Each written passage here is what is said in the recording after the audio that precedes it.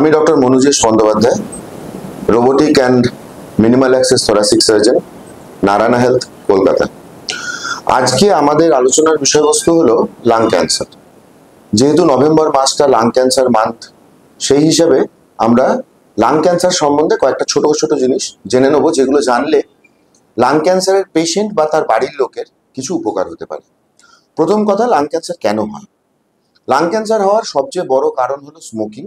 এখনো অবধি যা জানা গেছে, smoking is leading cause for lung cancer.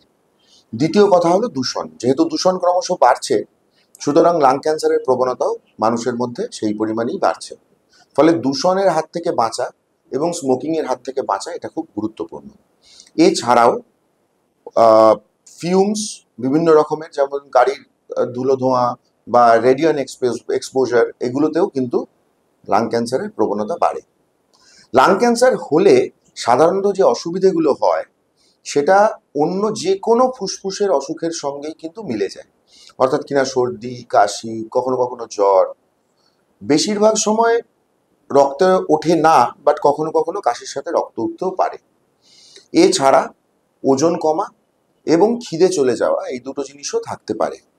এই ধরনের সমস্যা যদি আপনার থাকে বা আপনার পরিবারের কারোর থাকে, তাহলে আপনার সতর্ক হওয়া উচিত।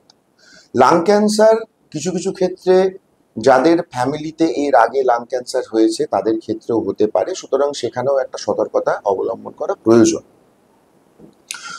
পরের যে ইম্পর্টেন্ট পয়েন্টটা, সেটা হলো লাং ক্যান্সার হলে আপনারা কি করবেন। এখন লাং ক্যান্সার হলে প্রথমে তো ধরতে পারতে হবে, তাই না? ফলে লাং ক্যান্সারের একটা বিশাল সমস্যা হলো যে এই ক্যান্সারটা বেশিরভাগ ক্ষেত্রেই অনেক পরে ধরা পড়ে। যখন ধরা পড়ে তখন অনেকটা ছড়িয়ে যায় এবং তখন প্রকৃত যে ট্রিটমেন্টগুলো দেওয়ার অপশন থাকে অন্য সময়, সেই ধরনের অপশন আমাদের হাত থেকে চলে যায়। ফলে যদি আপনার কখনো এই ধরনের কোনো সমস্যা হয়, যেগুলো আমরা আগে বললাম, তাহলে বাকি সমস্ত কিছুর সাথে সাথে আপনার উচিত লাং ক্যান্সারের জন্য একবার দেখে নেওয়া, বিশেষ করে আপনার যদি স্মোকিং এর হ্যাবিট থাকে। লাং ক্যান্সারের সর্বোত্তম চিকিৎসা হলো সার্জারি। লাং একটি গুরুত্বপূর্ণ অর্গান, কোনো সন্দেহ নেই যে এটা শ্বাস নিতে আমাদেরকে সাহায্য করে।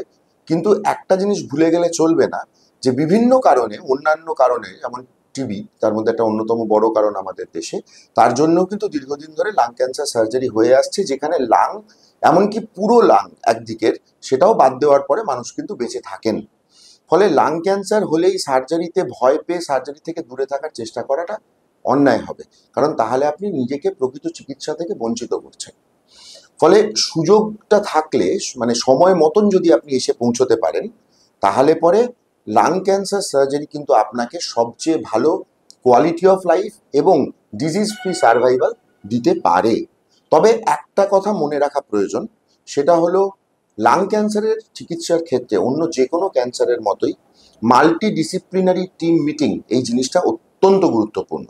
ফলে আপনি যখনই এই ধরনের কোনো কিছু সাসপেক্ট করবেন, তখন আপনার এমন একটা চিকিৎসা কেন্দ্রে বা হাসপাতালে যাওয়া উচিত যেখানে চিকিৎসকরা রেগুলার বেসিসে এই অসুখের চিকিৎসা করেন প্রথমত, এবং দ্বিতীয়ত যেখানে মাল্টিডিসিপ্লিনারি টিম মিটিং এর পরেই সেই রোগীর চিকিৎসার পদ্ধতিগত ব্যবস্থা সম্বন্ধে সমস্ত ডিসিশন মেকিং হয়।